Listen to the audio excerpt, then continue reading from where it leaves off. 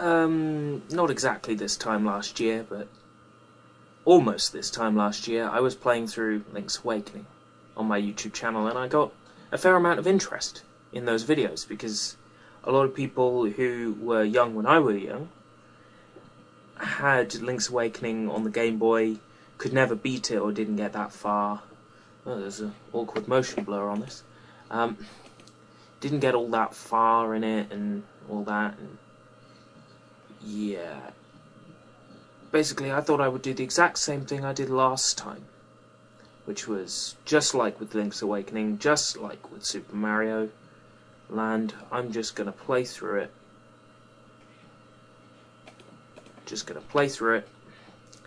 And talk about my childhood and all that, and what this game meant to me, and how much of it I remember, and all that sort of thing. Now that I'm finished being a bit awkward, let's begin. Super Mario Land 2, 6 golden coins. Why is it always 6? Okay, I'm just gonna clear save file A.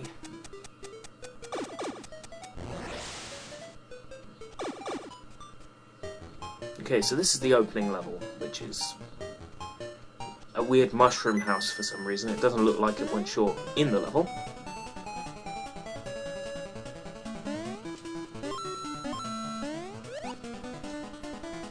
Take that Koopa shell. Now, if you jump with a Koopa shell, it instantly dies in this game. I'm not sure if it's the same. I think in Mario World it's different. Now, this came out sort of like around the same time as Mario World. I think Mario World was first.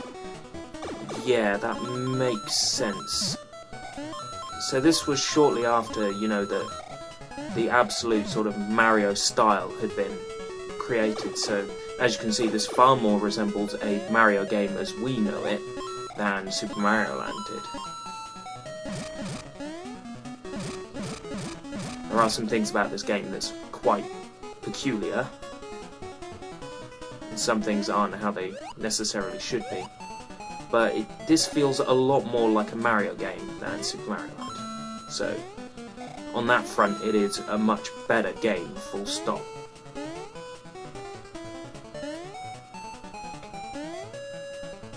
Are those, like... When I was younger, I used to think they were like the tails of some giant fish, but now I can clearly see they are two mountains with... One's angry and the other one looks like a creeper from Minecraft. Right, in this game, if you get a combo of enemies killed with invincibility, you get a 1-up. Or 1-up. And there should be another Goomba around here we can do it with. Oh yeah. Up and jump is how you do that. No, down and jump is how you do that spinning jump move from Super Mario World. You don't have a button for it on the Game Boy because you only have 2 buttons. That's your checkpoint. You ring the bell. That's one of the few things about this game that I remember, so therefore it's one of the few things that rings a bell. Oh yes, I went there. Right, with the fireballs you can destroy these blocks with the eyes on them. They're meant to be like ice blocks, but they just look like Bomberman heads, don't they? They look like Bomberman's head. Also, Mario looks like just like all his arms and legs are broken when he crouches. I know it's meant to be him like ducking and then putting his hands against his head, but it looks like his arms are just in a mess.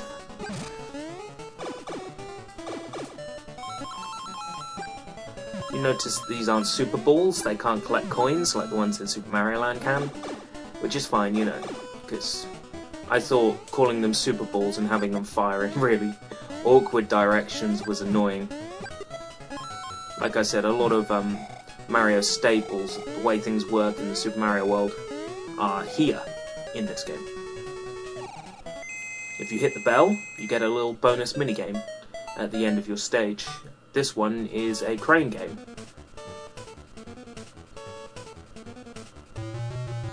Damn it, didn't get anything.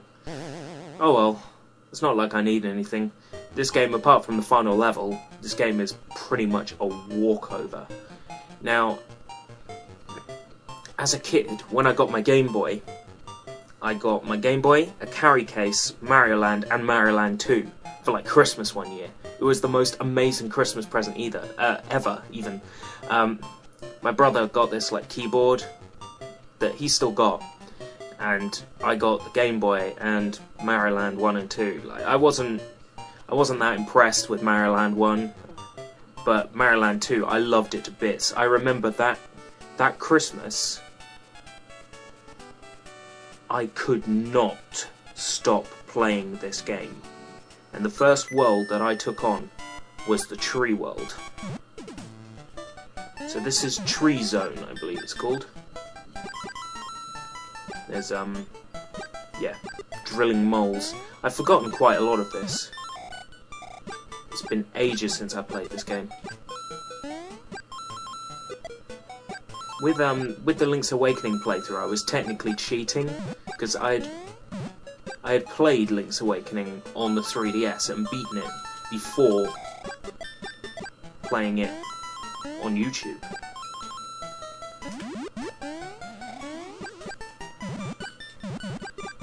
But here I am literally playing this straight off the top. Straight off the cuff.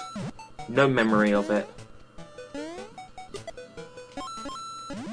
I remember that the later levels in this world can get a bit annoying. There's lots of moving platforms and stuff, but I can't completely recall it. I like how you don't have like extra lives when you hit 100 coins and stuff like that. That you just keep saving up coins past 100, and you can take them outside of the level and spend them on extra lives or powers. That impressed me as a kid. Because up till then I had known the whole staple, you know, 100 coins equals an extra life, that sort of thing. Just gonna come up here, take the top route, avoid the frogs. They used to give me so much trouble as a kid.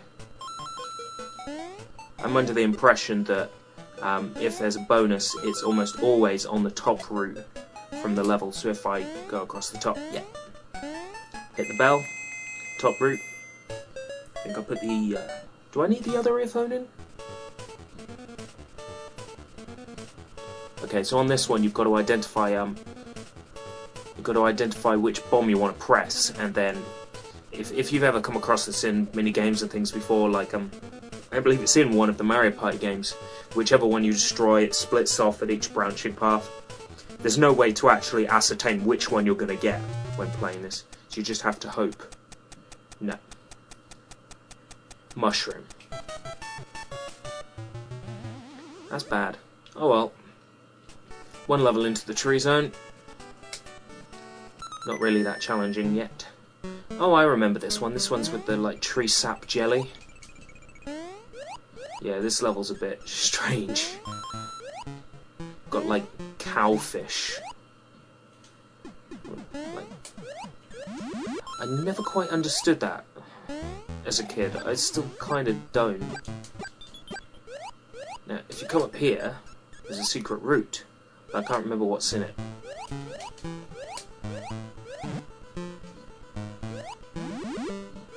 Yeah, one up.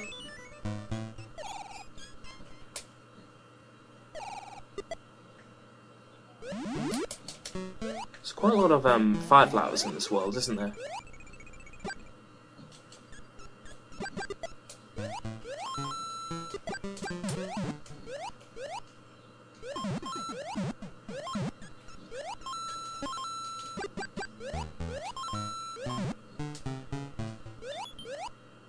I'm not doing bad for not having played this for over 6-7 years.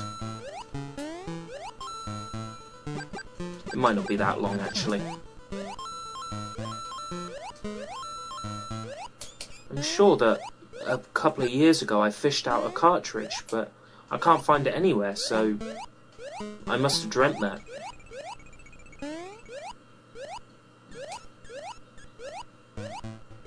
Yeah, this is one of the games I lost as a kid. I'm sure I told you in the, while playing Link's Awakening and while playing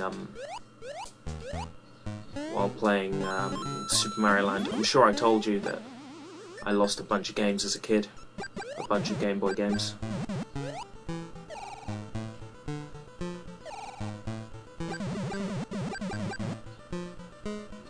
believe this is a secret route, if I recall correctly. Ah yes, the rabbit ears, which allow Mario to float indefinitely for as long as he taps the jump button. Damn it. Oh. It was worth it for the extra life.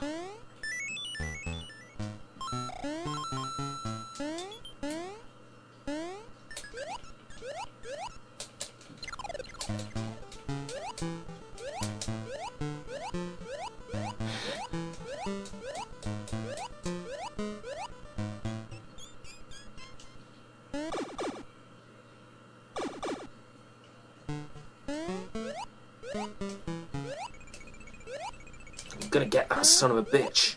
It's the last thing I do. I need a power.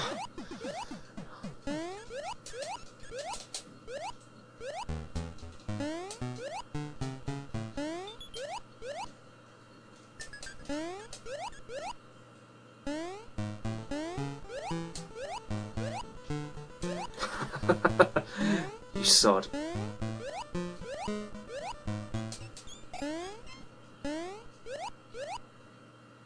Got it. That's how we do it.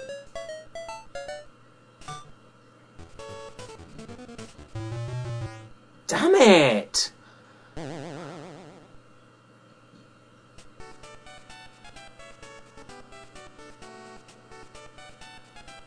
think there's time for one more level.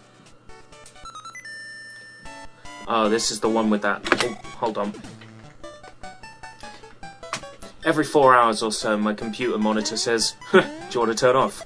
And it's to avoid using up too much mains power. Anyway, what was I saying? Oh yeah, this is the level with the annoying moving platforms. Wait, the mushroom is going across the bottom of the screen. That's cheeky. After this, I might see if I can find a better controller.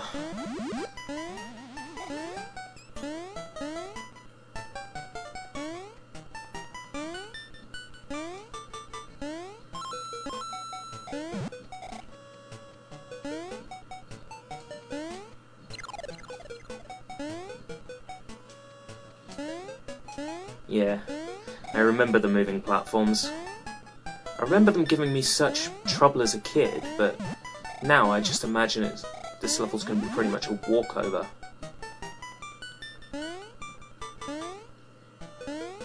Aw, you cheeky sons of angels.